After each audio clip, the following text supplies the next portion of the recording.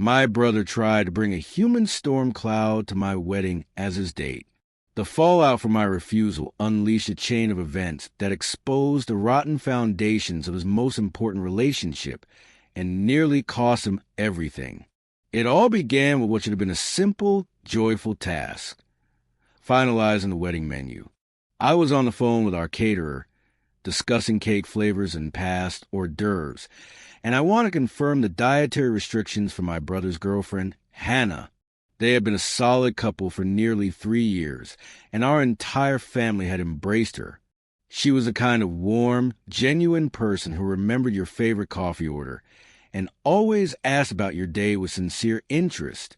My brother, David, was 31, a man who had his life perfectly assembled on paper, a great career in software engineering, a nice apartment, a reliable car, but whose emotional world was chaotic, unkempt room dominated by the presence of his best friend, Isabella. We were at our parents' house in Seattle for one of our regular monthly sessions, helping them untangle the bookkeeping for their beloved but perpetually disorganized independent bookstore. The dining table was littered with paper receipts, and the air was filled with the soft clacking of laptop keys. Seizing a quiet moment, I turned to David. For the wedding cake, I began, "Is Hannah strictly vegan, or is she okay with dairy and eggs? I want to make sure we have a fantastic option just for her." He didn't look up from his phone. "Oh, she's not coming. I'm bringing Isabella instead." The gentle clacking of keys stopped. My mother's hands froze over the keyboard. My father slowly lowered the ledger he was holding. The name Isabella hung in the air, a toxic cloud in our cozy dining room. Their friendship was a long, painful saga our family had been forced to watch for over a decade. David had met her in his freshman year of college, and from that moment on, he was ensnared. Their dynamic was a predictable, brutal cycle. Isabella would draw him in with intense, flattering attention, making him feel like her confidant, her hero, the only one who truly understood her. Then, inevitably, a new man would appear, someone with more money, a more glamorous lifestyle, and David would be abruptly demoted to a background character, available only for emergency calls and last-minute cancellations of his own plans.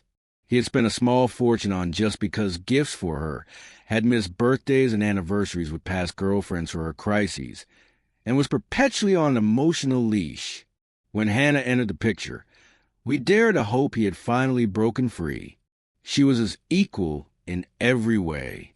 But Isabella remained a constant, shadowy third person in his relationship. "What did you just say?" I asked, my voice dangerously calm. He finally met my gaze, his own instantly defensive. "Hannah's not coming." Isabella heard about the wedding and thought it would be a perfect opportunity to reunite with the old high school gang. You remember how we all used to be. We had, indeed, all been part of the same large, interconnected social circle in high school. But my wedding was a carefully curated celebration of my present and future, not a nostalgia trip for a past that included a known age in the chaos. I had deliberately left Isabella off the guest list. She was a vortex of drama. At any social event, she would inevitably engineer a scene, sometimes a loud, tearful exit over a perceived slight, other times a silent, seething performance where she would isolate herself, demanding to be left alone while simultaneously making cryptic, attention-grabbing comments about her profound pain. She specialized in backhanded compliments aimed at other women and had a talent for resurrecting old, buried insecurities. My fiancé, Ben, had a wonderful female best friend, Clara, who was serving as his best woman. I adored Clara. She had been nothing but supportive and inclusive from the day I met her. My issue with Isabella wasn't about her gender. It was about her character. "I'm sorry, David, but that's not happening," I said, my tone leaving no room for argument. "Isabella is not invited. If I had wanted her there, she would have received her own invitation. She is not welcome at my wedding." He shot to his feet, his chair scraping loudly against the hardwood floor. "You are so unbelievably judgmental. You just don't understand a pure, platonic friendship between a man and a woman. You're being a closed-minded bigot." "That's a convenient argument," I retorted, my own anger rising to meet his. "Ben's best woman is a woman. Clara is one of my favorite people. Isabella is a toxic presence who feeds on drama. My decision is final. Your +1 is revoked. And you know what? I'm going to call Hannah and invite her myself. I like her, and I want her there to support us." That was the spark that ignited the powder keg. He lunged forward, his voice a raw, furious shout that seemed to shake the very walls of Quiet Room. "Stay out, my life. You have no right to control who I bring. You've always hated her. You've never given her a chance. Maybe I hate seeing my own brother act like a pathetic doormat for a woman who sees him as nothing more than a convenient emotional tampon." I yelled back, the crude analogy slipping out in my rage. "For God's sake, David, get over this pathetic, unrequited crush and wake the hell up." The silence that crashed down was heavier and more profound than the shouting. My father sighed deeply, rubbed his temples, and muttered, "This is none of our business," before retreating to his study. My mother, however, was white with fury, directed entirely at David. "How dare you speak to your sister that way? And after everything Hannah has done for you, the way you're treating her is despicable." David didn't say another word. He turned on his heel, grabbed his jacket, and stormed out of the house, slamming the front door so hard a picture frame rattled on the wall. For 2 days, there was only radio silence. Then Isabella made her move. She found my email address and sent me a long, convoluted, and venomous message. She called me every name in the book, accused me of being jealous and controlling, and insisted that Hannah was not the only significant woman in David's life. She declared that neither Hannah nor I had the right to be selfish with his time or affection. She ended her tirade with a chillingly presumptuous statement. "I existed before any of you, and I'll be here long after you're all gone. See you at the wedding." The sheer audacity made my hands tremble. I refused to be drawn into a debate. My reply was brief and unambiguous. "Isabella, you are not invited to my wedding. This is not a negotiation. If you attempt to appear at the venue, you will be escorted out by private security. Should you cause a scene, the police will be involved. Do not contact me or my fiancée again." Her response was a deluge of more abusive emails, filled with vague threats and creative name-calling. When that didn't get a rise out of me, she pivoted to Instagram. She began tagging me in a series of vague, dramatic posts. She used the "Ask Me Anything" sticker on her stories, and I am almost certain she was posing the questions to herself. One slide asked, "What's the perfect outfit for a wedding you're no longer attending?" accompanied by a photo of her in a slinky, inappropriate crimson dress. Another was a rant about nosy sisters who think they can control their brother's heart and life. She flooded her stories with melancholic quotes about betrayal and loyalty, making sure to tag me in every single one. I didn't respond. I just took screenshots of everything, building a digital file of her harassment. Thankfully, our old high school friends possessed a collective wisdom. Most of the women had already cut ties with Isabella after previous dramas, and a few guys who still tolerated her did so purely out of loyalty to David. They were the ones who reached out to me, giving me a heads up about her smear campaign and offering their support. The court of public opinion was not in her favor. David, however, was spiraling. He called me, his voice shaking with fury, accusing me of orchestrating a coordinated online bullying campaign against Isabella. The call escalated until he was screaming, threatening to never speak to me again. He then called our mother, his voice breaking into sobs, claiming Isabella was severely depressed and that he would never forgive me if she did something to herself because of the stress I was causing. My mother, a woman of immense practicality, held her ground. She told him that if he was genuinely concerned for Isabella's mental health, his responsibility was to call for a professional welfare check, not to enable her manipulation. The true cataclysm, however, came from an unexpected direction. My phone rang, and Hannah's name appeared on the screen. Her voice was thick with tears, barely a whisper. She told me that she and David had a catastrophic, relationship-shattering fight, and that she would not be coming to the wedding. My heart ached for her. We met for coffee the next day, and over steaming lattes, she recounted the entire, ugly confrontation. She had finally reached her breaking point.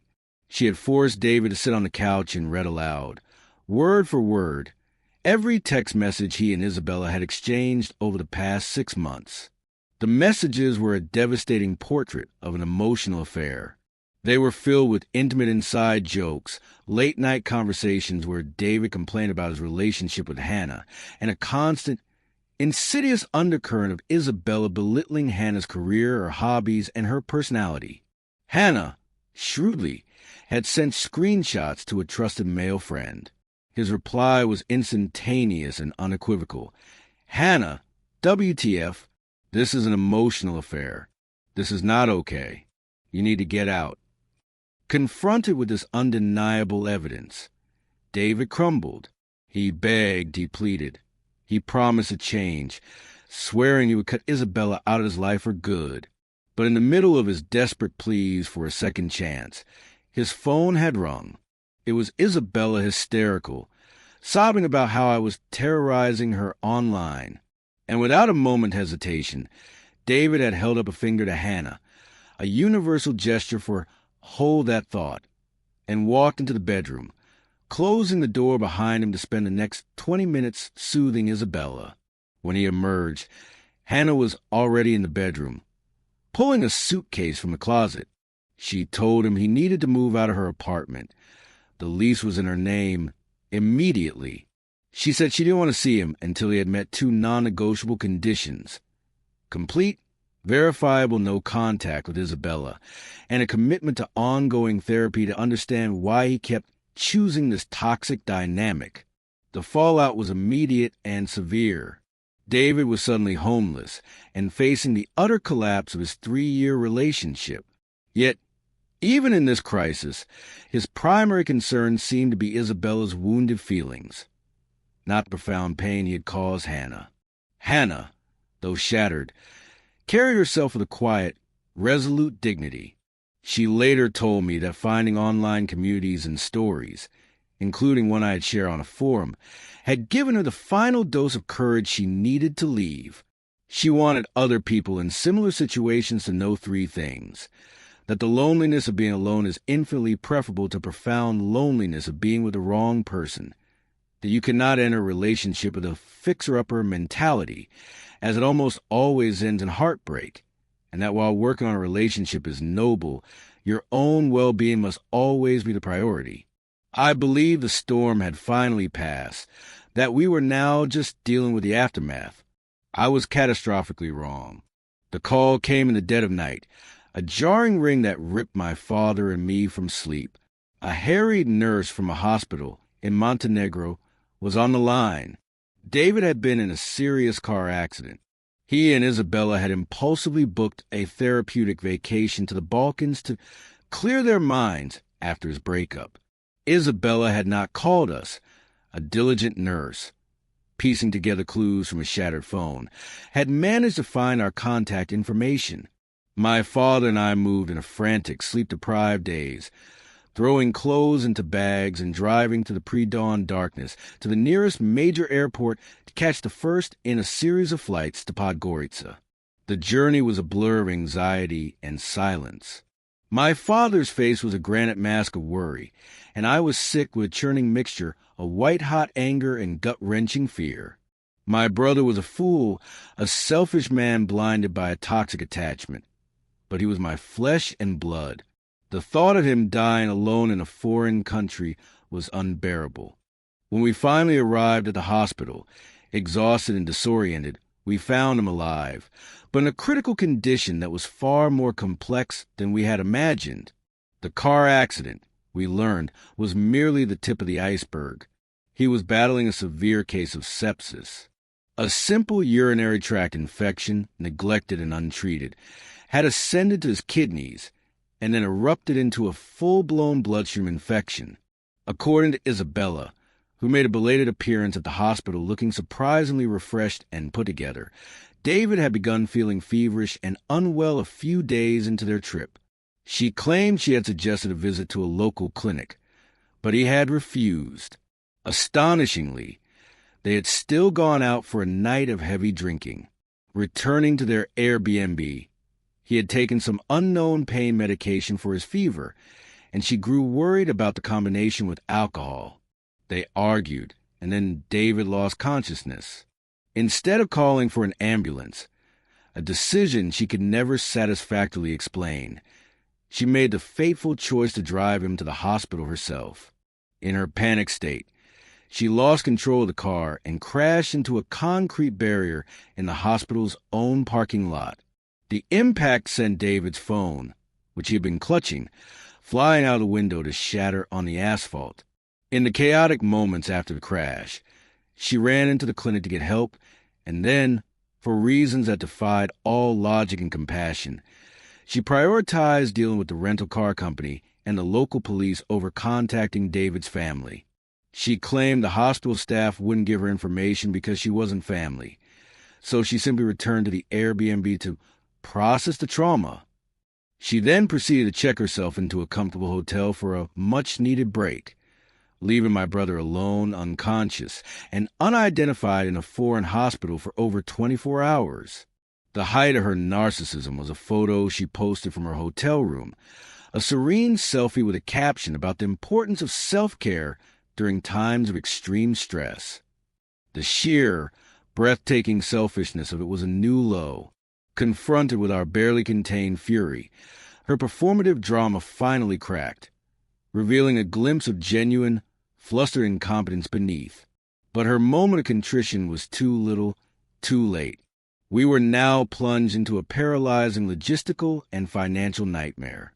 Montenegro was not part of the European Union, and David, in his characteristic short-sightedness, had not purchased any travel insurance. We were staring down the barrel of astronomical medical bills that required immediate upfront payment, with only a faint hope of eventual reimbursement from his primary health insurance back in the States. My mother and Hannah, working the phones from Seattle, were trying to navigate this Byzantine financial crisis from thousands of miles away. David's physical recovery was agonizingly slow. The sepsis had wreaked havoc on his organs, and the injuries from the crash, a broken collarbone and 3 fractured ribs, complicated his treatment and mobility. The most heartbreaking thing to witness, however, was the rapid deterioration of his mental state. He was terrified of the mounting debt, of the long and uncertain road to recovery, and most piercingly, of losing Isabella's favor. He could see her growing impatient and distant, her attention clearly waning now that he was no longer a source of fun and adventure, but a sick, dependent burden. To keep him calm and focused on the monumental task of healing, we were forced to swallow our rage and maintain a civil, if frosty, détente with her, watching her make her brief, perfunctory visits to his bedside. After 2 grueling weeks, David was finally stabilized enough to be medically evacuated to a superior hospital in Frankfurt, Germany. From there, after another week of treatment, we were able to bring him home to Seattle. The financial costs had been crippling, depleting a significant portion of our parents' savings. The emotional toll was immeasurable, but this harrowing ordeal also served as a brutal, unavoidable wake-up call that David had desperately needed for over a decade. Lying helpless in a hospital bed in a country whose language he didn't speak, completely dependent on the family he had consistently pushed away, and being forced to see Isabella's fair-weather friendship in the stark, unforgiving light of a true crisis, finally broke the spell she had over him. His recovery at home was a long, humble process. He moved back into our parents' house, The first conscious, deliberate act he performed on his own laptop was to block Isabella's number, email, and all her social media accounts. The second was to book a recurring appointment with a therapist specializing in codependency and self-esteem issues. The therapy was slow, painful, and often frustrating, forcing him to confront a lifetime of seeking external validation and his pattern of attaching himself to emotionally unavailable people. He wrote a long, meticulously honest letter of apology to Hannah. He did not ask for forgiveness or a second chance. He simply took full accountability for the pain and disrespect he had shown her. She acknowledged receipt of the letter with a brief, gracious message, but their romantic relationship was, understandably, over. Some betrayals inflict a damage that cannot be repaired. My wedding took place 6 months later, on a crisp, sunny autumn day. It was a beautiful, deeply joyful celebration, though it was underscored by a poignant, bittersweet current. David attended, alone. He was thinner, quieter, and carried himself with a new, sober gravity. But the frantic, defensive look in his eyes was gone, replaced by a hard-won clarity. During his speech, he picked up the microphone and, with a voice that wavered only slightly, offered a public apology to me, to our parents, and to Hannah, who was not present. He didn't make excuses. He thanked us for not giving up on him when he had given up on himself. When he danced with our mother, I saw her tears of joy, and for the first time in more than a decade, it felt like I was watching my real brother, the one I remembered from before Isabella, finally come home. Isabella, true to form, attempted one final, dramatic intervention. She showed up at the church just as the ceremony was about to begin. But the security team I had hired, briefed and on high alert, intercepted her at the perimeter of the property. From a distance, we saw her gesticulating wildly, a dramatic silhouette against the bright day, before she was calmly but firmly persuaded to return to her car and drive away. She was, as promised, escorted out peacefully. We have not heard from her since. Today, David is still rebuilding his life, brick by careful brick. He is pouring his energy into his career, his physical health, and the ongoing work of his therapy. He has started to date again, slowly and with a new sense of caution and self-awareness, and our entire family watches with hopeful, cautious optimism. The entire ordeal was a hurricane that swept through our family, leaving a landscape of emotional and financial wreckage in its wake.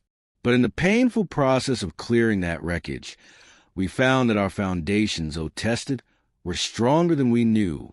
My brother finally learned the most valuable lesson of his life, that the price of a toxic person's fleeting attention is always far too high to pay.